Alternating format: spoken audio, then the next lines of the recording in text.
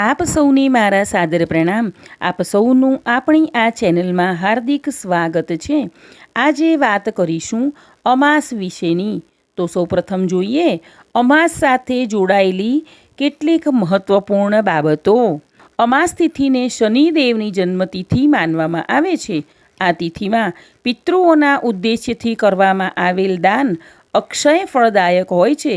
સોમવાર કે ગુરુવારે આવતી અમાસને ખૂબ જ શુભ માનવામાં આવે છે. અમાસની તિથિએ ભગવાન શિવ અને પાર્વતી દેવીની ખાસ પૂજા કરવાથી મનોકામનાઓ પૂર્ણ થાય છે. અમાસને રિક્તા તિથિ પણ કહેવામાં આવે છે.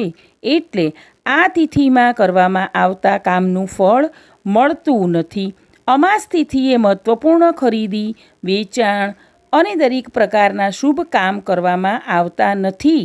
પરંતુ આ તિથિએ પૂજાપાઠનું ખાસ મહત્ત્વ હોય છે. હવે જોઈએ કે જેઠ માસની અમાસ તિથિ ક્યારે છે. તે ઉપરાંત પૂજાવિધિ અને ઉપાયો પણ જોઈશું.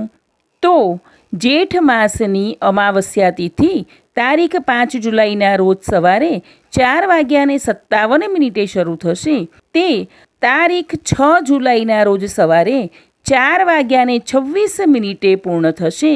આવી સ્થિતિમાં અમાવસ્યાની તિથિ તારીખ 5મી જુલાઈ 2024ના રોજ ઉજવવામાં આવશે.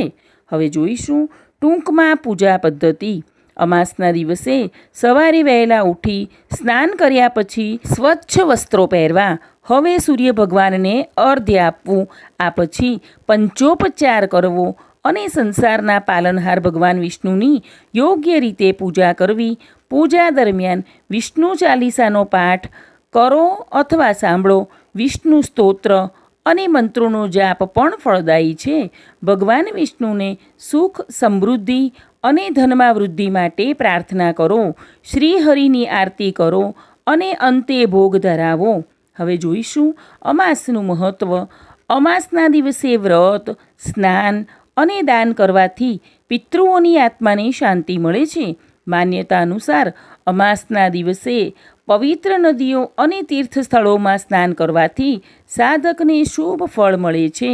અમાસના દિવસે ભગવાન સૂર્યને જળ અર્પણ કર્યા પછી પિતૃઓનું તર્પણ કરવું. પૂર્વજોના આત્માની શાંતિ માટે અમાસનું વ્રત જો રાખી શકાય તો ખાસ રાખવું અને ગરીબોને દાન કરવું જોઈએ. હવે જોઈએ પિતૃદોષમાંથી મુક્તિ મેળવવાના ઉપાયો.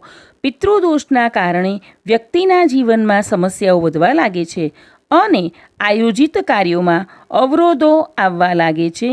આવી સ્થિતિમાં સમાન રકમના સિક્કા લઈ અને તે બધા સભ્યોને દાન કરવા. આમ કરવાથી પિતૃદોષ દૂર થાય છે.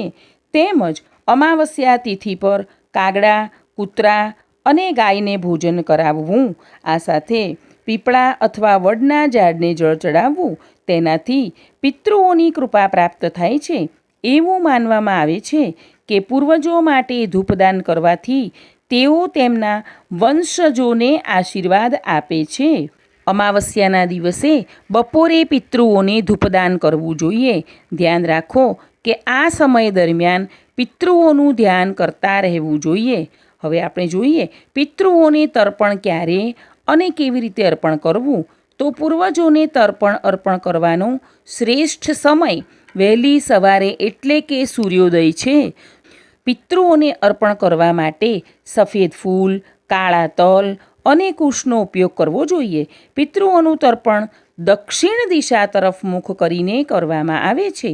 તર્પણ દરમિયાન વ્યક્તિએ પૂર્વજોનું ધ્યાન કરવું જોઈએ અને તેમની પાસેથી સુખ તથા સમૃદ્ધિની કામના કરવી જોઈએ. વળી જે વારે અમાસ આવતી હોય તે વારના દેવદેવીની ખાસ પૂજા કરવી. જેમ કે આ અમાસ શુક્રવારે આવે છે, તેથી લક્ષ્મીજીની પૂજા કરી મહાલક્ષ્મી અષ્ટક સ્તોત્ર ખાસ કરવું. મારા આગળના શોર્ટ વિડીયોમાં પણ મહત્ત્વપૂર્ણ માહિતી છે. તો આ બંને વિડીયોમાં થઈને આપ સૌને જેઠ માસની અમાસ વિશેની સંપૂર્ણ માહિતી મળી જશે. આશા રાખું છું કે બંને માહિતી તમને ચોક્કસ મદદરૂપ થશે. મને સાંભળવા બદલ આપ સૌનો ખૂબ ખૂબ આભાર. આગળના વિડીયો જોવા માટે આપણી આ ચેનલને લાઇક, શેર અને સબસ્ક્રાઈબ કરજો. જો આપ આ વિડીયો પ્રથમવાર જોઈ રહ્યા છો તો તરત જ સબસ્ક્રાઈબ કરી દેજો, જેથી તમને દરેક માહિતી જલ્દી મળી શકે. આપ સૌ હંમેશા ખુશ રહો તેવી પ્રભુ પાસે પ્રાર્થના.